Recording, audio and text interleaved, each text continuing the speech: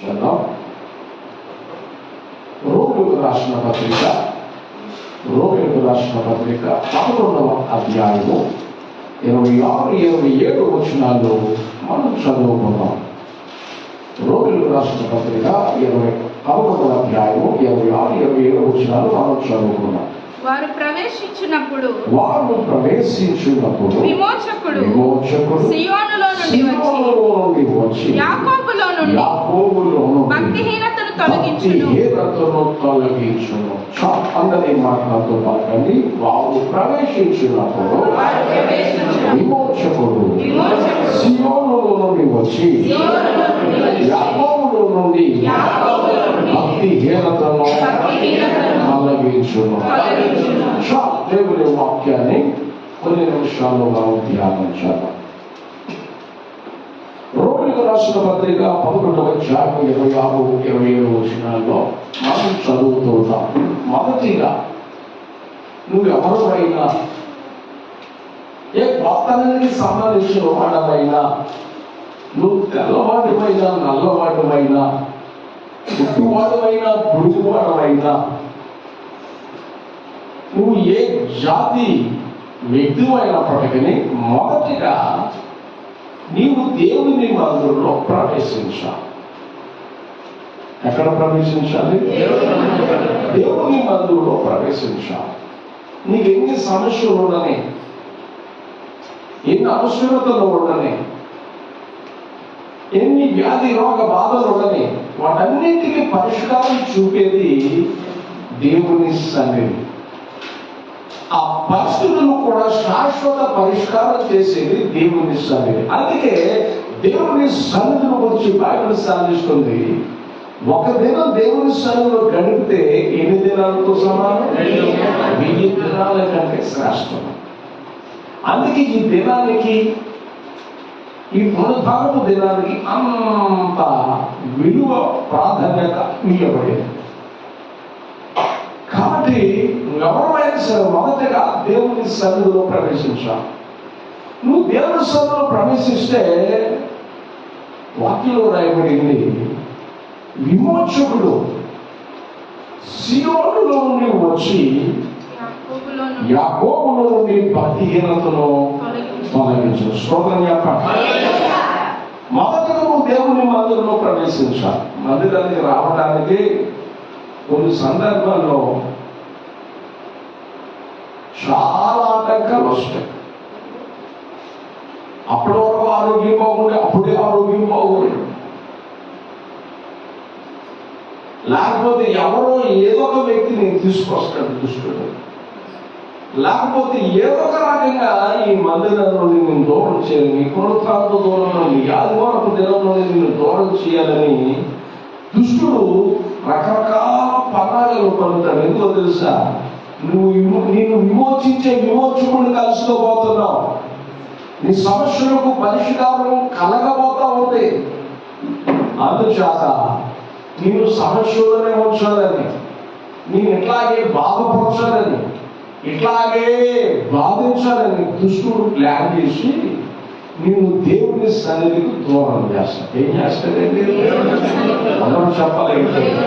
దేవుని సన్నిధికి దూరం చేస్తాను.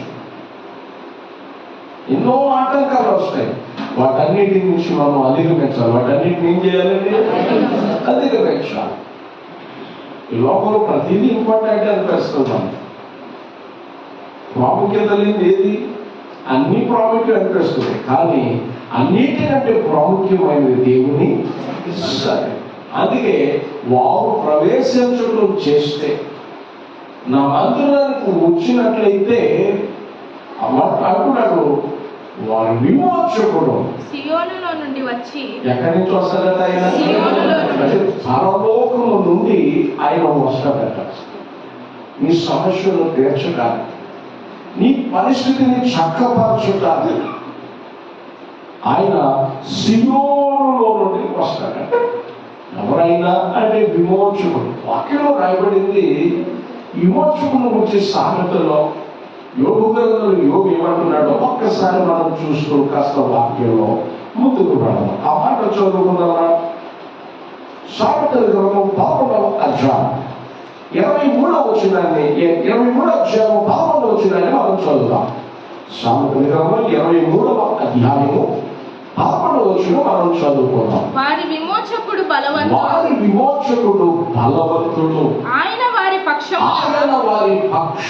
నీతో వ్యాజ్యమాడును. స్తోత్రం చెప్పాలి. దేవుని మందిరంలోనికి రావడం నేర్చుకుంటే, దేవుని మందిరంలో ప్రవేశించడం చేస్తే, నువ్వు ఆరాధించే విమోచకుడు ఏం చేస్తాడో తెలుసా? ఆయన బలవంతుడు. ఏ పరిస్థితినైనా సరే జయమివ్వగలిగినటువంటి వాడు. స్తోత్రం చెప్పండి. ఏ పరిస్థితిలోనైనా సరే నీకు జయమివ్వగలిగినంత బలవంతుడు. ఆయన దాటిపోయేది లేదు, ఆయనకి తెలియకుండా జరిగేది లేదు. అందుకే బైబిల్ సాధిస్తున్న వారు విమోచకుడు బలవంతుడు అంటే మన దేవుని విషయంలో మన దేవుడే దేవునికి దానికి సాటి. బలం విషయంలో కానీ, జన్మ విషయంలో కానీ, అన్ని విషయాలలో దేవునికి దేవుడే సాటి. ఆయనకి సాటి అయిన వాడు, పోటీ అయిన వాడు ఒకడులో లేడు. ఆయన విమోచించగలిగిన వాడు. కొన్ని సందర్భాల్లో మనుషులు కోర్టు సమస్యల్లో కూరుకుపోతాడు. ఎన్ని సమస్యల్లో చెప్పాలి కదా? కోర్టు సమస్యలు కూరుకుపోతాడు. కోర్టు సమస్యలు కూరుకుపోయే పరిస్థితి నుంచి మనం బయటకు తీసుకొచ్చి వాడు ఉంటాం.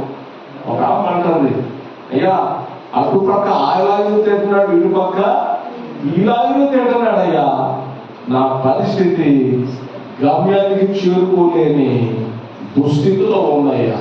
డబ్బులు అయిపోతానే, సమస్యకు మాత్రం పరిష్కారం కావట్లేదు. ఎవ్వరు మన పరిస్థితులకు శాశ్వత పరిష్కారము చేయలేము. శాశ్వత పరిష్కారం చేయగలిగింది దేవుడు ఒక్కడే. దేవుని చేతిలో పెట్టామనుకో, దేవుని సన్నిధికి వచ్చామనుకో, నీ పరిస్థితులు ఇదే చక్కగా దేవుడు తీర్చిదిద్దుతాడు. సమస్యతో మాట్లాడతాడు. వారు విమోచకుడు బలవంతుడు, ఆయన వారి పక్షమున నీతో వ్యాజ్యమాడును. సమస్యతో వ్యాజ్యమాడు. ఏం చేస్తాడంటే నీవు తలెత్తుకునేటట్టు చేస్తాడు. సరైన గమ్యం వైపు వెళ్ళేటట్టు చేస్తాడు. వారి విమోచకుడు బలవంతుడు. ఈ లోకంలో ప్రపంచమంతా ఒకటై దేవుని మీద వచ్చిన దేవుడు ఒక్కడ ఒక పక్షం నిలబడిన ప్రజల బలము నారపీచున్నారు. మనం చెప్పాలి, ఒకటో జన్లు మనం చదువుతామట.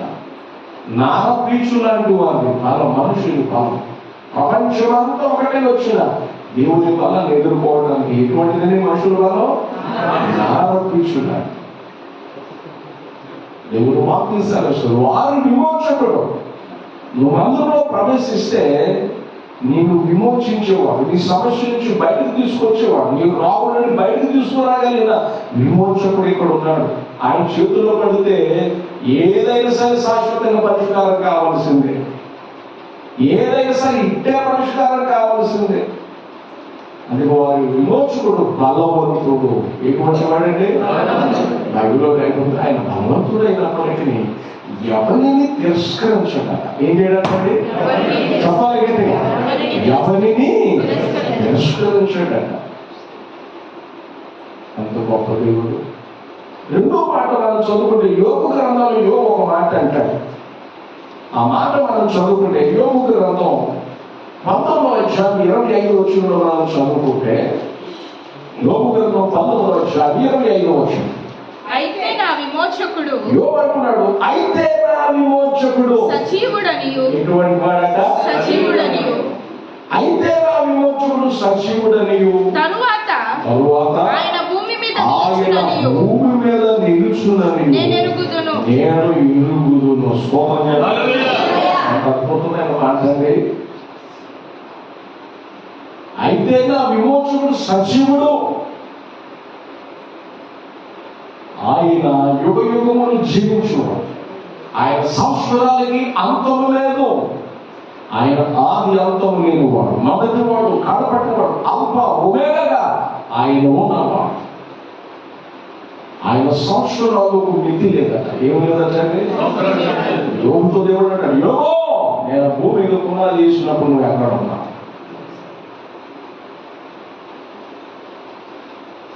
భూమికి పునాది చేసినప్పుడు మనం లేనే. ఆయన సంవత్సరాలకు అంతం లేని వాడు. నా విమోచకుడు సజీవుడు. నేను అంటాను, మన దేవుడు సజీవుడని మనం గుర్తించగలుగుతున్నాము. మన ప్రభు మనం ఆరాధించే ప్రభు సజీవుడని గుర్తిస్తే నీ భక్తి, నీ ప్రార్థన, నీ విశ్వాసం సజీవం ఎట్లా ఉంటుందండి? మనం చాలా మంది అంటాం, ఒకప్పుడు అండి మా నాన్నండి, మా అమ్మ అండి, మా తాతగారండి, ఒకప్పుడు మా అక్క అండి, ఒకప్పుడు నేనండి, ఎంత భక్తి గురించి ఎంత ప్రార్థన చేసాం. దేవుడు దాని గురించి అట్లా ఇప్పుడు ప్రజెంట్ నువ్వు ఎట్లా ఉంది అదే కావాలి దేవుడు. స్తోత్రం చెప్పండి. శిష్యులందరూ కూడా, శిష్యులు తెలుసుకో మాట చెప్పారు, అయ్యా నేను మరణిస్తాను, 3వ దినాన లేస్తాను, సమాధిని తెలుస్తాను అని చెప్పాడు. ఈ విషయాలన్నీ ఆయన ఇచ్చాడు, మాకు కనబడ్డాడు అని ఏళ్ళు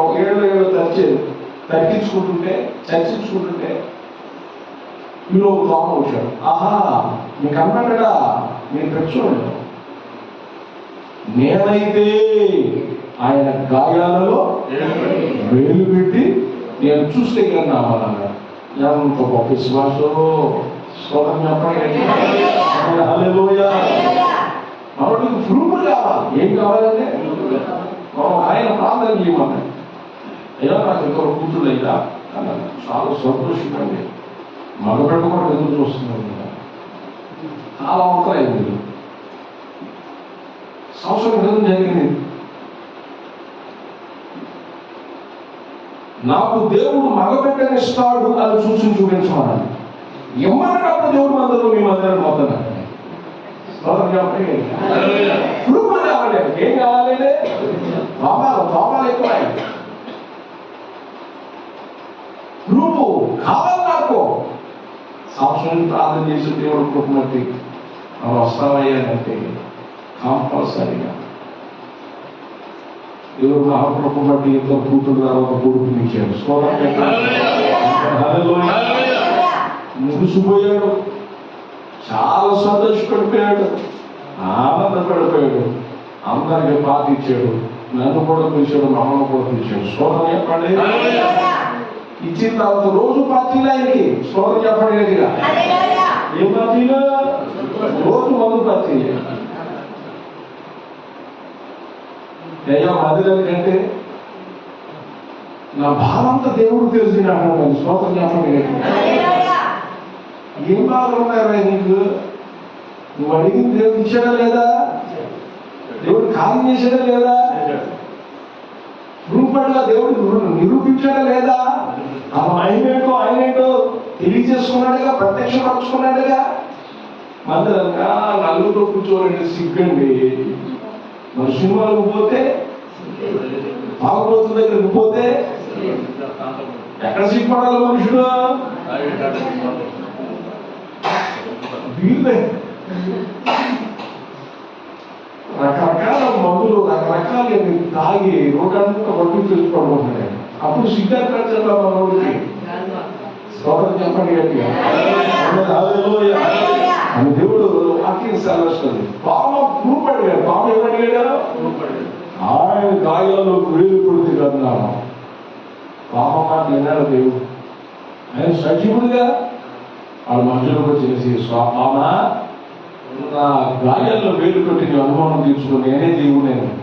నాకున్న ఎముకలు, నాకున్న చర్మత ఏముందయ్యా? నేను తెలియదు కదయ్యా, ఇదిగో సజీవుడిని, నీ దేవుడిని అని గాయాలు వేపెట్టడం. మనోడు అక్కడికి ఏం చేయాలి? ప్రభావ పరిశోధన. మనోడు గాయంలో కట్నం పెట్టాడు, ఏదో కాళ్ళు పట్టుకొని పట్టుకాడు. స్తోత్రం చెప్పండి.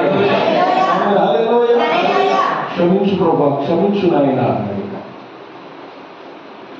దేవుని కొరకు వెళ్ళదగిన విశ్వాసం కలిగి ఉన్నాడు. నన్ను వచ్చాడు మంచిగా. అందుకే మా వాళ్ళందరూ ఫ్రూట్లు అడుగుతారు మనకి. స్తోత్రం చెప్పండి. దేవుడు నచ్చేమో రుచిమని అప్పుడు నమ్ముతాము. ఇంకా కొంతమంది బ్యాచ్ ఉంది, యేసుకు నిజంగా లేచాడా అని సమాధి దగ్గరికి వెళ్ళారు. ఎక్కడికి వెళ్తున్నారు? సమాధి దగ్గరికి వెళ్ళారు. అప్పుడు దేవదూతలు సమాధి దగ్గర తల దగ్గర ఒకరు, కాళ్ళ దగ్గర ఒకరు కూర్చుని ఇలా గుర్తొచ్చేటట్టు చెప్తున్నారు, ఆయన లేడు, సజీవుడైన వారిని ఎందుకు మీరు మృతులలో వెతుకుతున్నారు? సజీవుడైన వారిని ఏం చేస్తున్నారు మీరు? ఎందుకు మృతులలో వెతుకుతున్నారు? అంటే మా విశ్వాసం సహైపోయింది, మృతమైపోయింది, చచ్చిపోయింది. భక్తి చచ్చిపోయింది, నమ్మకం చచ్చిపోయింది. వారు ఆత్మీయంగా చచ్చిపోయారు, ఆత్మీయంగా నిద్రపోతుంది. ఏమైపోతున్నారండి? చెప్పాలి గట్టిగా. అవతో అన్నాడు, అదంతాడు దేవుడు, ఇది తిన్నా ఇది తిన్నా మీరేమవుతారు? చచ్చిపోతారని. కానీ నిజంగా చావలా. ఆత్మ సమానంగా దేవుడి సహవాసులు ఏమైపోయారండి? చచ్చిపోయారు. నేను ఒక మాట చెప్పనా, దేవుడు ఉంటే అన్నీ ఉన్నట్టే, దేవుడు లేకపోతే ఏమీ లేనట్టే. ఎన్ని సంపాదించుకున్నా ఆ దేవుని సంబంధమైన రీతిలో ఆత్మ సంబంధంగా నువ్వు బ్రతకకపోతే, నీ ఆత్మీయ జీవితం బాగుండకపోతే అంత సున్నా అండి. నీ అంతరంగిక పురుషుడు బలంగా ఉండాలి. అందుకే యోగంటున్నాడు, నా విమోచకుడు సజీవుడు, నేను కోల్పోయాను కూడా మరలా నాకు తిరిగి ఇవ్వగలిగిన దేవుడు. ఆ సజీవుడైన దేవుని అలా సజీవమైన భక్తి కలుగున్నాడండి. ఒంట్లో ఆరోగ్యం లేకపోయినా, శరీరంలో రోగం, హృదయంలో శోభం ఉన్నా అతడు సజీవమైన విశ్వాసాన్ని కలుగున్నాడు. నేను అడుగుతాను, ఈ సజీవమైన విశ్వాసం మనకు కావాలి. దేవుని అద్భుతాలు మనం చూస్తాం, దేవుని శక్తిని మనం కళ్ళారా అనుభవించగలుగుతాం, మనసారా అనుభవించగలుగుతాం, కళ్ళారా చూడగలుగుతాం. సజీవమైన విశ్వాసం మనకు అవసరం. మన భక్తి సజీవంగా ఉండాలి. ఎట్లా ఉండాలంటే వాళ్ళు అంటారు, ఎదురు యాకోబు, నేను కన్న వాటిని విన్న వాటిని మా చేతులు ఏదైతే తాకినాయో వాటిని గురించి చెప్పకుండా మేము ఉండలేము.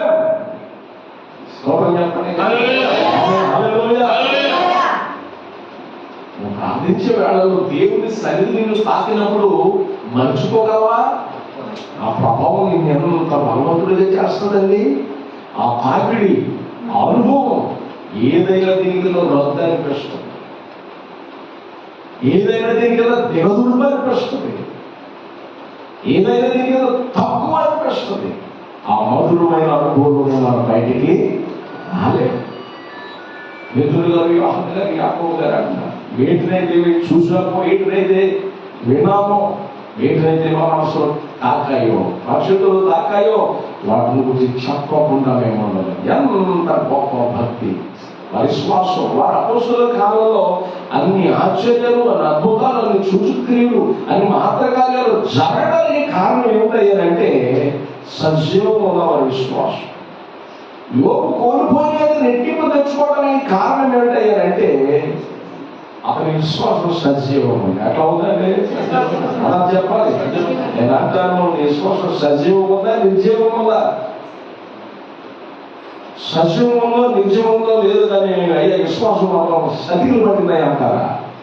స్తోత్రం చెప్పండి. అదే దేవుని వెళ్ళాలా లేఖను సెలవిస్తుంది, నా విమోచకుడు బలవంతుడు. నువ్వు అందులో ప్రవేశిస్తే నీ సమస్యలో వ్యాఖ్యం ఆడతాడు.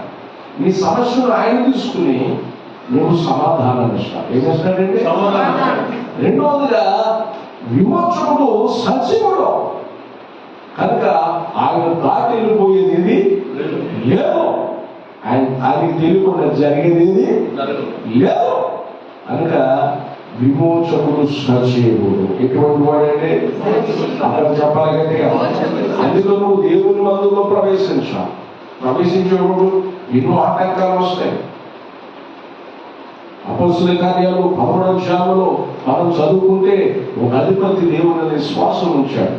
అధిపతి దేవుని విశ్వాసం నుంచి పౌలు గారు చేసే బోధ వింటుంటే అతని దగ్గర అతను ఆధారం చేసుకుని బ్రతుకుతున్న ఇరుము అనే గారి వాడు ఉన్నాడు. అతని పేరు యేసు. మరలా ఏం పేరు ఆయన పేరు?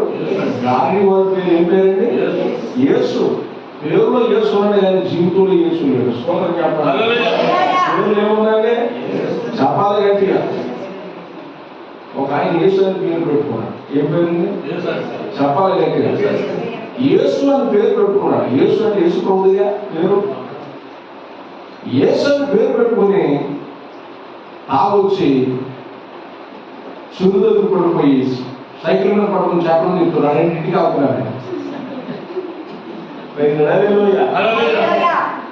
మనం చూసా సైకిల్ మీద పడుతూ ఏం చేస్తాడు? చక్క తిప్పుతున్నాడు. ఓ రాయి ఇదేంట బాబు అంటే అక్కడ చేసేదంటారు అని మళ్ళీ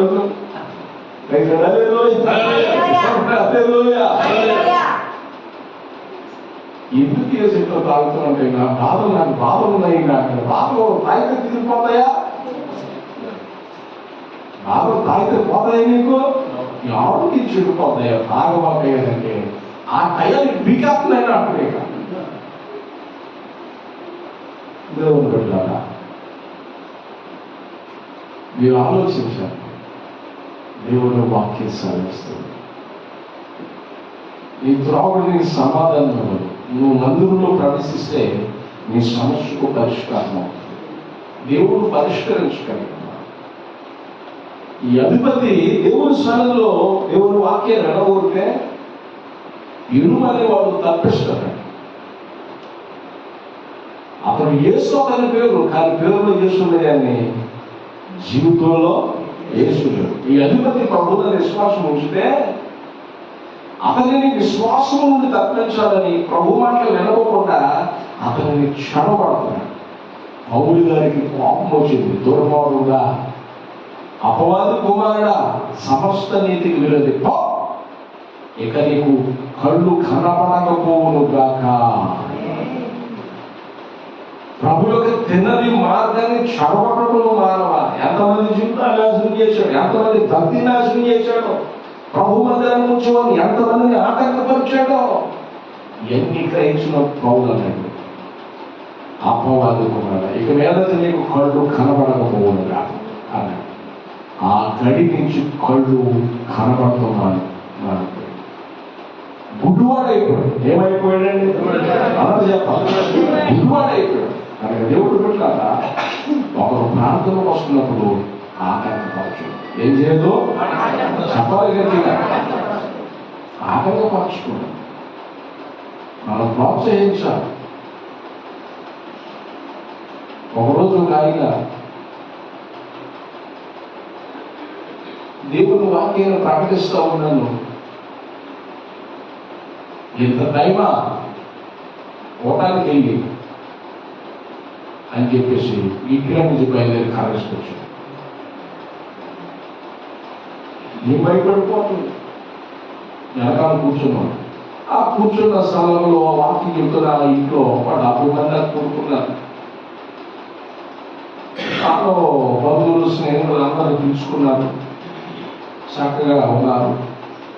అందరూ వాక్యాన్ని పెడుతున్నారు. కొంచెం లేట్ అయ్యింది. నన్ను పడదామని వచ్చాడు. జనాలు చూశాడు.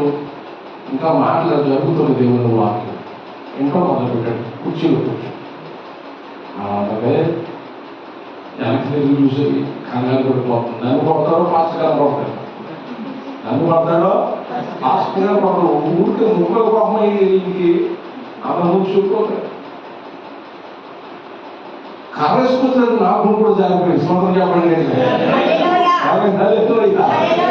నాకు కూడా భయం అనిపించింది. పాసం చెప్పుకోలేగా నాకు కూడా భయం అనిపించింది.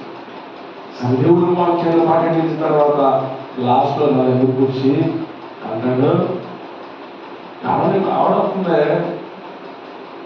నేను కూడా అవసరం ప్రార్థన కాదు.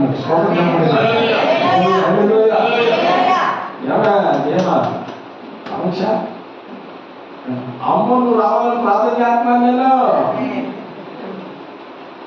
ఎన్నిసార్లు స్తోత్రాలు చెప్పిందో స్తోత్రం చెప్పండి. వచ్చి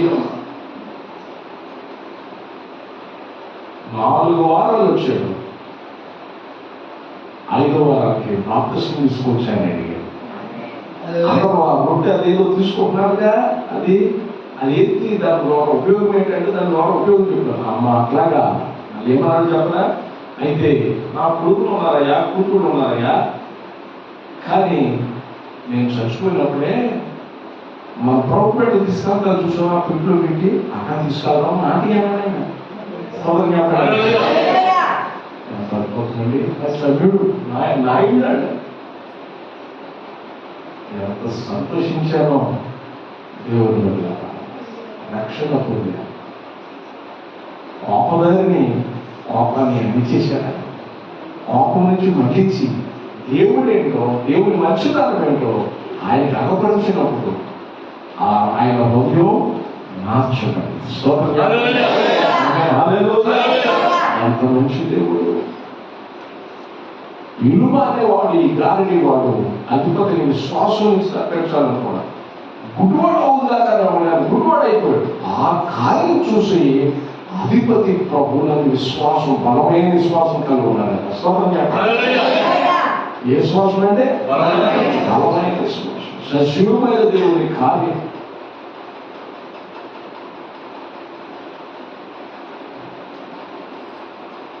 మన బిడ్డ ఒక బిడ్డ 50 రోజుల ఉపవాస ప్రార్థనలో పాల్గొంది. శరీరం అంత పాయిజన్ అయిపోయింది.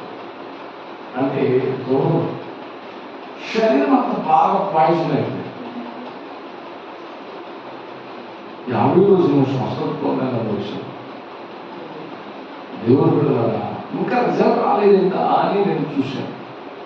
రాష్ట్రం వెళ్తున్నాను విన్నాను. అంది ఆమె, అమ్మా అమ్మగారు అయ్యగారు 50 రోజున నెత్తి మీద చెయ్యేసి నా దగ్గర నిలబడి ప్రార్థన చేస్తే నాలో ఏదో పోయింది. శరీరంలో మార్పు వచ్చేసింది. శరీరంలో స్వస్థత వచ్చేసిందండి. పాయిజన్గా అయిపోయిన శరీరం మరలా దేవుడు స్వస్థత ఇచ్చాడు. విశ్వాసం బలపరచబడింది. వారి భక్తి బలముగా తయారైంది. దేవుని బిడ్డను ప్రవేశించడం నిమిత్తైతే వారి విమోచకుడు, బలవంతుడు, సజీవుడు, ఆయన ఏ కార్యమైనా చేయగలిగిన వాడు. ఏ కార్యమైనా చేయగలిగిన వాడు. ఇంకా వాక్యం మనం చూస్తే ఇదే కీవర్డ్లో చదువుదాం. వారు ప్రవేశించినప్పుడు విమోచకుడు సియోనులో వచ్చి యాకోబులో నుండి భక్తిహీనతను తొలగించాడు. అంటే యాకోబు అంటే మోసగా. అక్కడ నేను పెట్టుకో, నన్ను నేను పెట్టుకుంటా. నీ గుణాలేంటో, నీ విలువలేంటో నీకు తెలుసు, నీ స్వభావం ఏంటో నీకు తెలుసు. యాకోబు అనగా మోసగా, ఒక దొంగ. యాకోబుగా దేవుని మనలో ప్రవేశించాడు. ఇశ్రాయేలు దేవుడు మార్చాడు. స్తోత్రం చెప్పాలి. యాకోబులో ఉన్న గుణాలన్నీ మార్చేశాడు. ఏం చేశాడంటే అక్కడ ఉన్న విమోచకుడు, బలవంతుడు, సజీవుడు. ఇక్కడ చూస్తే బ్రతుకులు మారిపోతాయి. ఇక్కడ వస్తే మారిపోతాయండి. చెప్పాలి గట్టిగా, బ్రతుకులు మార్చే దేవుడు. అదే దేవుని మందిరంలో మనం ఉండాలి. దేవుని మందిరంలో మనం ప్రవేశించాలి. ఎక్కడ ప్రవేశించాలి అంటే చెప్పాలి గట్టిగా, దేవుని మందిరంలో మనం ప్రవేశించాలి. నా పాటున్నారా? ఒక ఆయన అంటాడు, అయ్యా నాకు సిగరెట్ అలవాటు ఉందయ్యా. ఏ అలవాటు చెప్పాలి? సిగరెట్ అలవాటు ఉందయ్యా, అందుకే రాలేకపోతున్నాను అయ్యా. నేను అన్నాను, 4 వారాలు వచ్చి కూర్చో, మానుకోమని నేనేం చెప్పను అన్నాను. నన్ను రోజు ప్రార్థన చేస్తాను. బాప్తిసం పొందాలని కూడా వచ్చాడు. సెంటర్లో బాప్తిసం పొందడానికి వచ్చి ఇంట్లో అందరూ పూర్తి చేశారు. ఆయన కూడా ఇష్టం ఉంది. మానుకునే మొత్తం నాకు చెప్పేవాడు, రా మానుకోండి, మానేది దేవుడు మానేస్తాడు. ఎంత ఉన్నాడు. సెంటర్లో కూర్చోడు, పెట్టి సిగరెట్లు తీసుకున్నాడు, పిట్టంతా కాల్ చేశాడు. డాక్టర్ సార్ కూర్చోడు, తొట్లో కూర్చి లేపారు ఆయన ఇక్కడ స్తోత్రం చెప్పండి. అది మొదలుకొని ఎప్పటి వరకు సిగరెట్ జోలికి వెళ్ళలేదంట. స్తోత్రం చెప్పండి. నేను ఒక ఆయన వార్తలు చూశా నెట్లో, 6 సంవత్సరాలు సిగరెట్లు కాల్చడం మానేశాడు. ఏంటంట? మహా అలవాటంట సిగరెట్లు కాల్చు. 6 సంవత్సరాలు మానేసేసి 6 సంవత్సరాలు సిగరెట్ ఖర్చు అట్లా పెడితే మన కారు తీసుకున్నాడట. ఏం తీసుకున్నాడంటే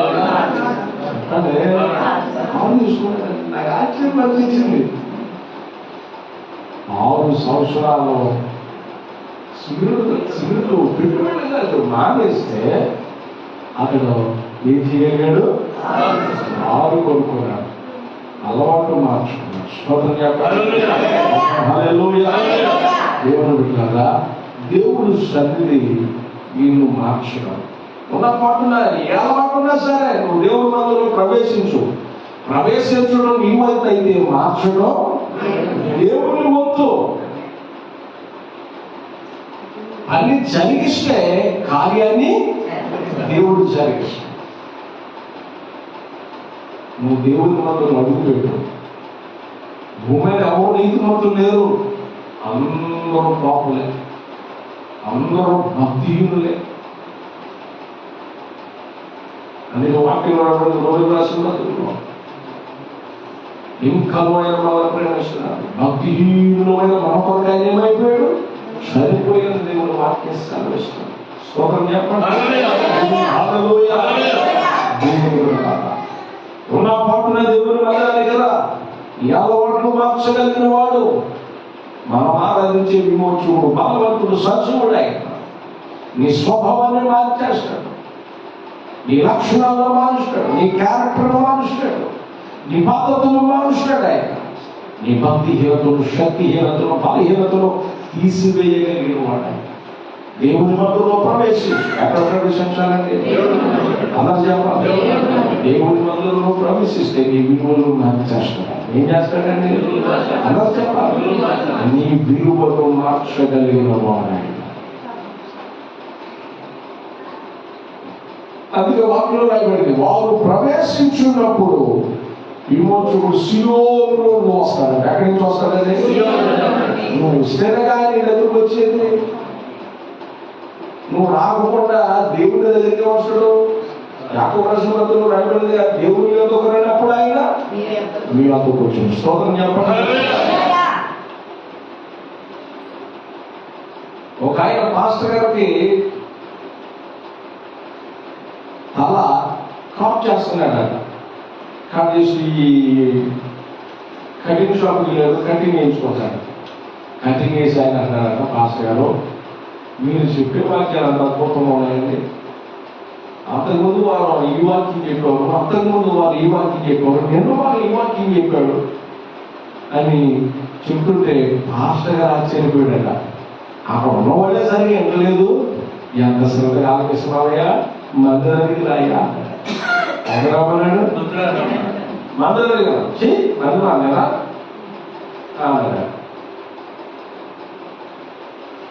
మందిరానికి రాలేదన్నాడు. ఈలోపు ఓ పిచ్చి త్రోవంటే వెళ్తున్నాడు. దాదాపు పోతుంటే గడ్డ పెరిగి తల పెరిగిపోయి జుట్టు పెరిగిపోయి వెళ్తుంటే, అయ్యా ఆయన దగ్గరికి వెళ్ళి కటింగ్ వేస్తావా అని అడిగాడు. అదేంటంటే మీరు ఎక్కడికి వస్తేనే కటింగ్ వేసారు, అక్కడ నా దగ్గరకు వస్తే నేను డ్రాప్ చేస్తాను, కటింగ్ వేస్తాను. నా దగ్గర రాకపోకుండా నేను అతని దగ్గరికి వెళ్తున్నాను. ఆస్కారాలు నీకే ఎంత సెంటిమెంట్ ఉంటే మరి నువ్వు దేవుడి దగ్గర రాకుండా ఎన్ని వాక్యాలంటే ప్రయోజనం ఉంది? స్తోత్రం చెప్పండి. నువ్వు దేవుని యొక్కకు వస్తే ఆయన నీ యొక్కకు వస్తాడు. నీకే ఎంత సెంటిమెంట్ ఉంటే అతడు నీ దగ్గరికి రాకపోతేనే కఠిన అయినా కదా. మరి దేవుడు దగ్గరకు వస్తేనేగా దేవుడిని అంగీకరించేది. ఆల్రెడీ బలమైన వాక్యాలు ఎంతంటే అక్కడ కూర్చున్న వాళ్ళంటే బలమైన వాక్యం నేను అనగలుగుతున్నానండి, తిరిగి చెప్పగలనండి అని అంటున్నావు. అనగానే కళ్ళు తెరవడం మాట్లాడి. అందుకే వాక్యంలో రాయబడిందయ్యా, దేవుని యొక్క రంగప్పుడు ఆయన వాక్యాన్ని వినే నువ్వు సంతోషపడిపోతున్నావు, హృదయం తెరవబడిందే. దేవుడి మందిరం వస్తే అక్కడ విమోచకుడు ఉంటాడయ్యా, ఈ సియోనులో నుంచి నేను కలుసుకుంటాడయ్యా. స్తోత్రం చెప్పాలి. ఆయన సియోనులో నుంచి ఏం చేస్తాడో నిన్ను కలుసుకుని నీ స్థితిగతులని మార్చేస్తాడయ్యా. ఎప్పుడైతే మాట్లాడినాడు దేవుని మందిరానికి వెళ్ళి దేవుని వాక్యాన్ని వినడం నేర్చుకున్నాడు. అప్పుడు నా ప్రియమైన దేవుడు పెట్టారా, నువ్వు దేవుని దగ్గర కదా, అప్పుడు ఆయన నీ దగ్గరకు వస్తాడు. విమోచకుడు విమోచించేదానికి సజీవుడిగా ఆయన ఉన్నాడు. నీ భక్తిహీనత, నీ రోత పాత జీవితాన్ని మార్చుతారు, నీ కుటుంబ పరిస్థితిని మార్చుతారు, నీ రోగాన్ని తొలగించుతారు. దేవుడు ఇక్కడ ఉన్న విమోచకుడు. ఆయన దాటి వెళ్ళిపోయే పరిస్థితులు లేవో, ఆయన ఏదైనా చేయగలిగిన వాడు, ఈ స్థితిగతులను మార్చగలిగిన వాడు. అందుకే యాకోబు దేవుని దగ్గరికి వెళ్ళాడు, అబ్రహాము దేవుని దగ్గరికి రా, ఇస్సాకు దేవుని దగ్గరికి రా, నువ్వు ఆరాధించి నేను ఆరాధించి యేసయ్య దగ్గరికి రా. స్తోత్రం హల్లెలూయా. ఈ ప్రతి పరిస్థితిని మార్చగలిగిన యేసయ్య. దేవుని దాటిపోయేది లేదు, దేవుని దగ్గరికి రా. అలా చెప్పండి. 4 నిమిషాలు ప్రార్థన. 4 నిమిషాలు